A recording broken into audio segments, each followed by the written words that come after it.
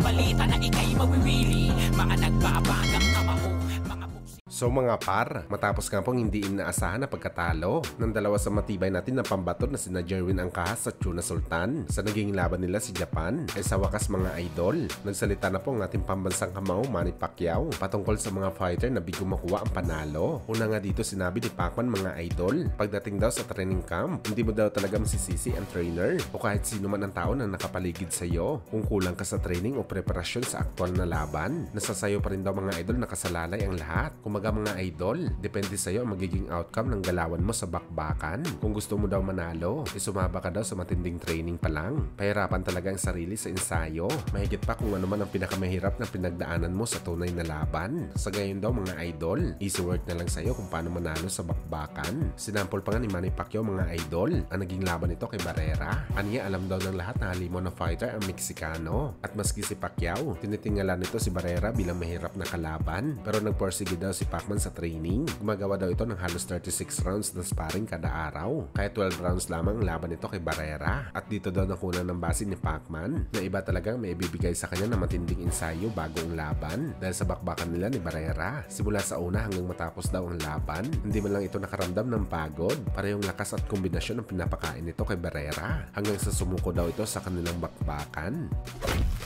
Sa kabilang banda naman mga idol, matapos nga po opisyal nilayasan ni Canelo Alvarez ang PBC at lumipat ulit sa kamay ni Eddie Hearn dahil nag-offer daw ang PBC ng $35 million kay Canelo para labanan lamang si Charlo. Basta sa isang kondisyon, lumaban daw ito kay Benavides sa kanyang third fight sa PBC na talagang para sa mga boxing experts at mga fans mga idol. Isang tunay na daking ang ginawa ni Canelo matapos kasi marinig ang pangalan ni Benavides na kanyang susunod na makakalaban, lumipat ka agad siya sa ibang promotion at sa ngayon mga idol, may lumutang ulit na kakampi ni Canelo. Ito nga mga idol ang World Boxing Association o WBA. Masasabi natin ito nakakampi ni Canelo mga idol dahil sa ngayon ginawa po ng WBA mandatory si Edgar Berlanga. Tinutulungan ng WBA si Canelo na iwasan ang isa pa nitong matigas na mandatory kagaya ni Benavides na si David Morrell Jr. Sa mga hindi nakakaalam mga idol, si David Morrell Jr. po ang may hawak ng WBA regular world title sa super middleweight division na automatic mga idol legit na mandatory ni Canelo na ilang taon na. Pero ang ginawa ng WBA mga idol,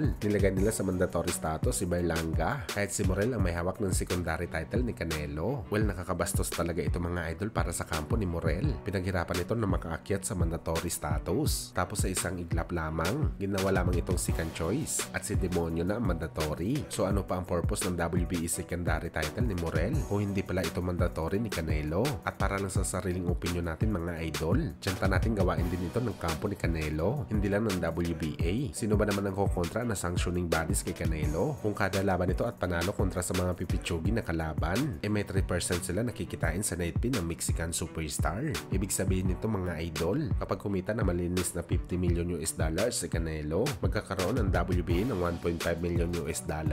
Hindi lang ang WBA mga idol, pati na rin ang IBF, WBO, at syempre ang WBC. Kaya hindi na tayo nagugulat mga idol na lahat ng pabor binibigay kay Canelo.